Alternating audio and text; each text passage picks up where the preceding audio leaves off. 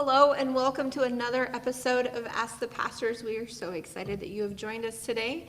I cannot wait to ask Pastor Tomiko all of these questions that we've got today. All of them. We're just like, actually no, it's like 4, I think, today. Maybe a 5th one. I don't know. We'll see how we get there. But first question. Okay. Marvel or DC? Neither. No, you have to pick one. Here's the thing. I don't know. Because I don't know. I don't know who's with who. Okay, so I really like Wolverine. Okay. And I really like Spider-Man. Okay. Are they different? I'm pretty sure.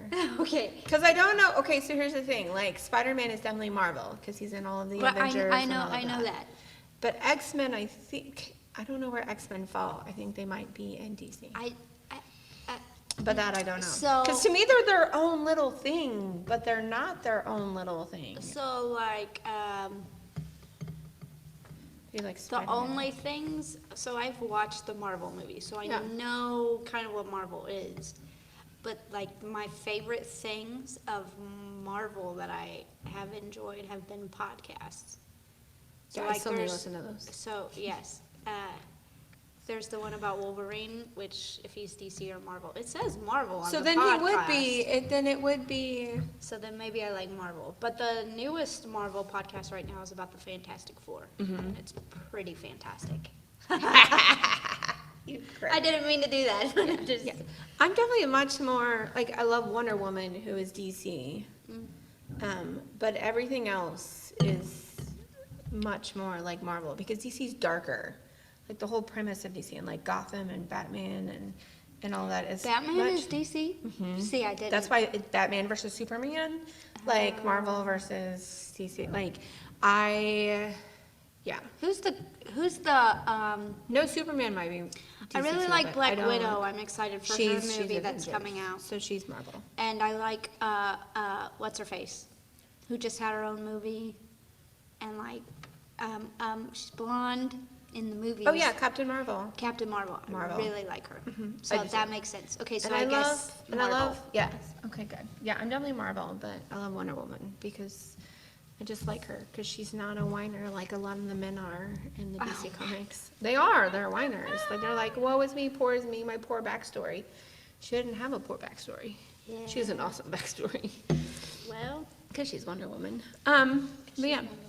Okay, so oh, now, can I for real answer that question though? for real, you can answer this question. Star Wars. No, Okay, done. no, they're not in Marvel or I said DC. done. I said done. No, I said you done. can't do that. So then, I'm not going to ask you that question, but it makes me chuckle every time. Okay, what is your favorite part about preaching? Hot coffee. Hot coffee. Hot coffee is your favorite part about preaching? No.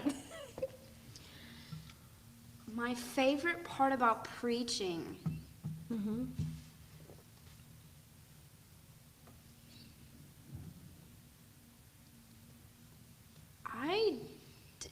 You're gonna have to give me a minute to think about this. I'll give you a You minute. could go first. if No, you because want. that was the question. I was like, oh, shoot, I need an answer for that. If I ask you, I have to have an answer.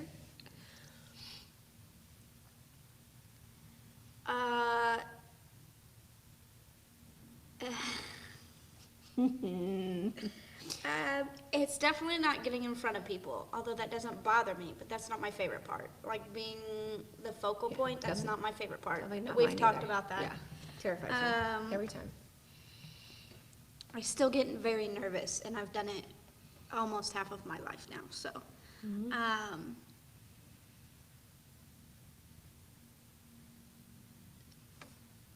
So it's a feeling, okay? So Okay. like, I think my favorite part of preaching is when I get done, and it's not a sense of accomplishment, but it's a sense of peace. And you yeah. just kind of, like, I did my best. You think I did my best. I think I accurately portrayed the message that God wanted me to do. Yeah. Because preaching to me, not to a lot of people, but to me carries a whole lot of weight. Mm-hmm. Because you are telling people what God says, or your interpretation Yes. of what God has done in the Yes. past and what he is doing for us now. And that carries a lot of weight, because if you are preaching something that is a lie, there are multiple biblical passages to say that you will be judged way harder Yes. than other people. Yes. So there's a heavy responsibility there. So it's the feeling when I get done, not necessarily that I feel like I kicked it out of the park, but just to kind of like, Yeah. I like, almost like this is what I'm supposed to be doing. Like, Yeah. this is, because I don't mean this in a cocky way, but, and I'm not saying that I'm the best either, but it's clearly my gift. It's my it's my gifting is to be able to preach. And so like, that doesn't mean I don't need to get better. That doesn't mean that there's not things that I need to do to be better. It's not like I just get up there and wing it every time that I do it. So Yeah. it's just, yeah, feeling like I had that responsibility and I did well with it, I guess. Okay. You? Me. The interaction with the people. Oh, yeah, like, that's like another for one. me, like the favorite part of preaching is like when I'm preaching and I can see the connection, like the, like that, you know, like in interpreting. So you said that because I was going to mention that too. Like the message is not mine. It is like from God through me to the people and to me. Like God is often speaking to me while I am preaching. And so some weeks it is rough, man. I'm like, God, I don't like this message, you know, like, because he's dealing with me too in that. But yeah, it's that people get it. Like that God, I can see God and the Holy Spirit moving through the people. That's my favorite part of preaching, is when it connects, because it doesn't matter how well I stand up here and present the message. If it's not connecting, then it's Right. there's something that So, missed like, along the way. to a point, I agree with that.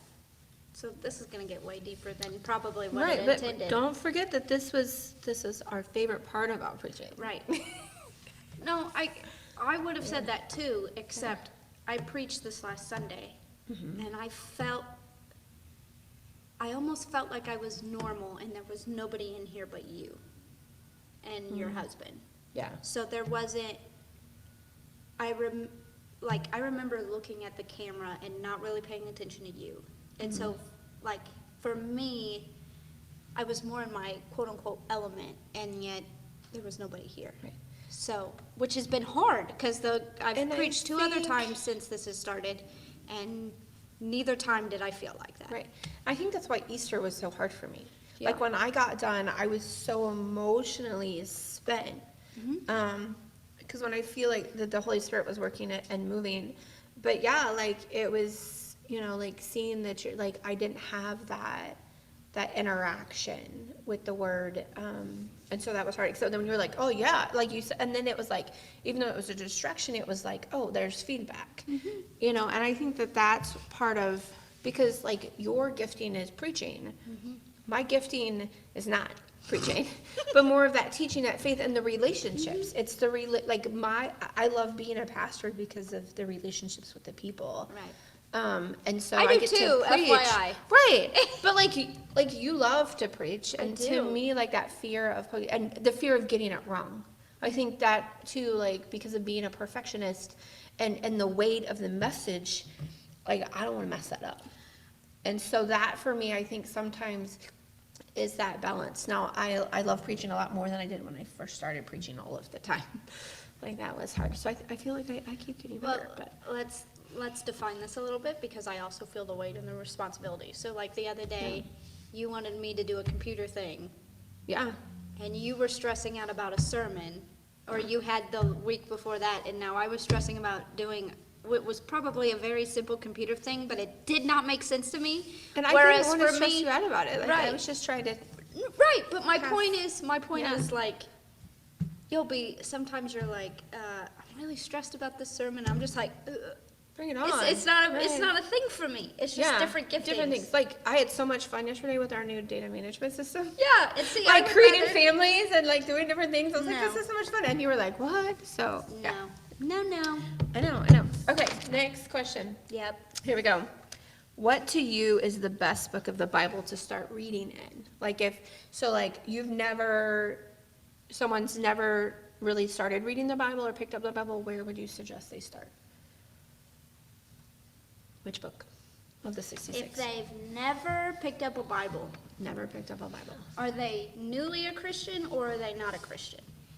It doesn't say that. So I'm going to say not a Christian or like brand new believer, because I think they're really still kind of near the same point. Like someone who's questioning, like someone who wants to know the truth.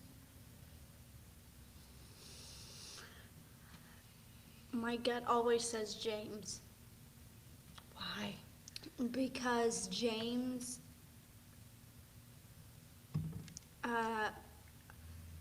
which is why I ask you, is it a Christian or not a Christian? Yeah. Because if it's a new Christian, that means that they have heard the gospel, and so they know the basic story of Jesus. Yeah. Because James is very in your face about this is what Christianity looks like, this is what real Christianity is, and he's not really telling the story of Jesus, he's really telling you how to act and how to live if you believe in the story of Jesus. Right. If it's not a Christian, Yeah. Because James is... I have two different things there. If it's not a Christian, then I really, Mark is my favorite gospel, and so I would put them in Mark. But that's just me. But you can't, I don't know. That's Yeah. just me. Yeah. You? I'd put him in John. Either one. Really? Uh-huh. Why? Because it talks about the, like, to me, like, and maybe it's just me, but one, John's my favorite gospel. But that it doesn't necessarily start with the, oh, here's this little baby Jesus and the Virgin. Like, it's more about that relationship again with the people. Yes. And the light and dark and love, like, that God is love. And he's like, and I think in John, there are more statements about Jesus saying, this is who I am. Mm-hmm. And so I think that's where I would start people, because, and it talks about being born again, it talks about being in the Spirit, it talks about loving the woman, like there's just so many of those stories that it's like, I love you and I'm not here to condemn you. Mm-hmm. I'm here to save you. Right. And so I think that's why I would start both people in John.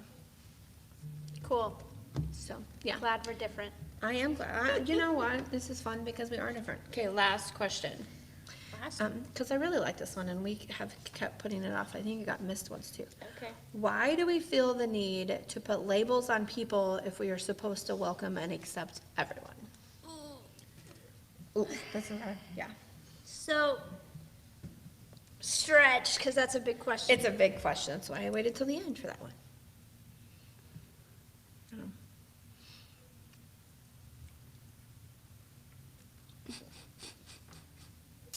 So this one is difficult for me. It's something I'm still struggling with to this day.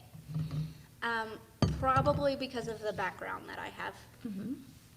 And so there is a biblical argument to say that we are to love everyone, but not to accept everything and everyone, or what everyone does. So there is a difference there. Mm-hmm. That one could make the argument for that we are to love everyone, but that doesn't mean we accept all the decisions that someone makes. But even just saying that now, there's tension within my own soul, Yeah. because I have a sister who is a lesbian. And so it's, first of all, it's really hard for me to watch how Christians treat her. Yeah. They say, well, this is out of love, but we just don't accept it, when really it's just a backhanded smack. Like, that's all it really is. Yeah.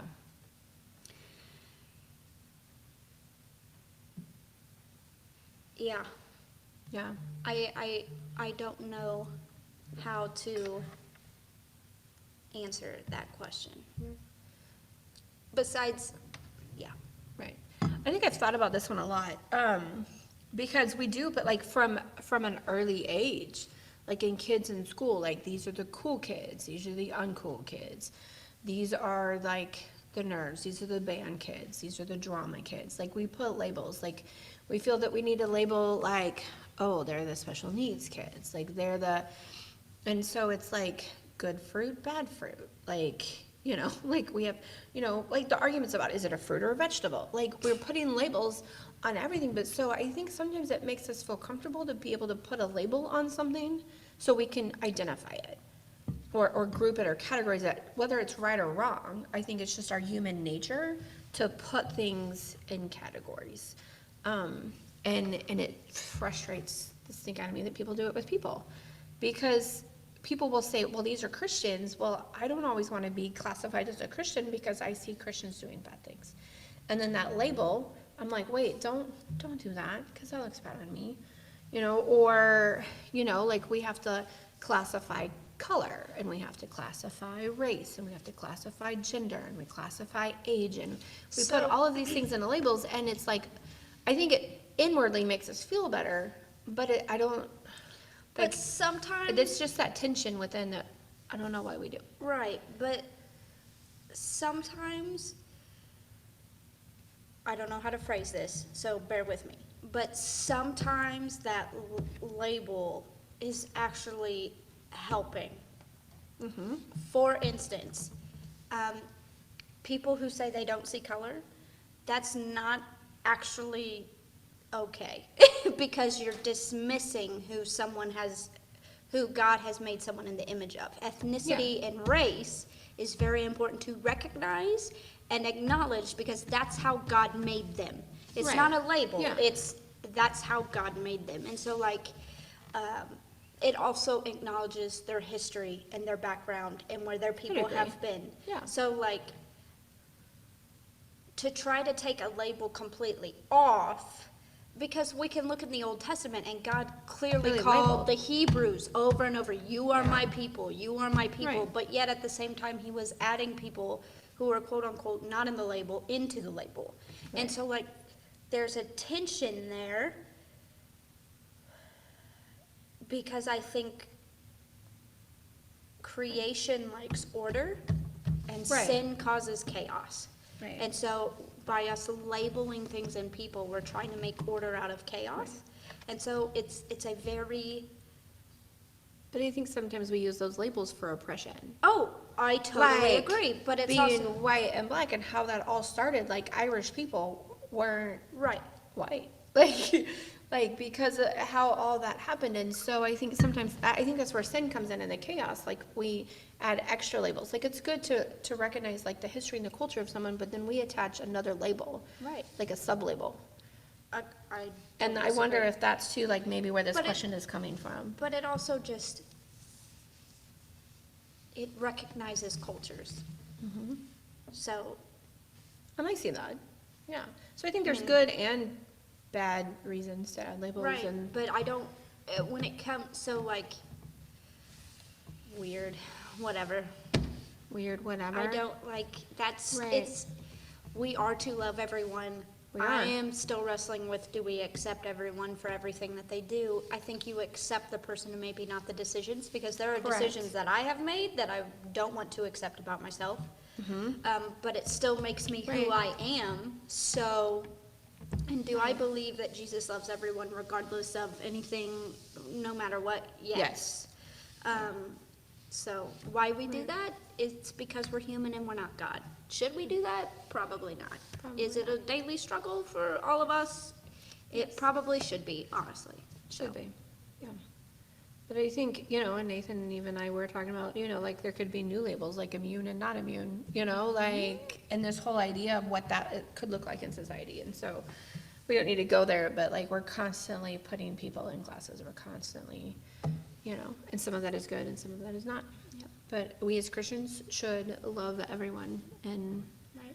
no matter what label they have. Yep. So, yeah, awesome. That's Well, yeah, thank you for joining us for another Ask the Pastors episode, and we will be back again next Wednesday at 2, so make sure to subscribe so you can get the next video and see our lovely faces. Have a great day. Bye-bye.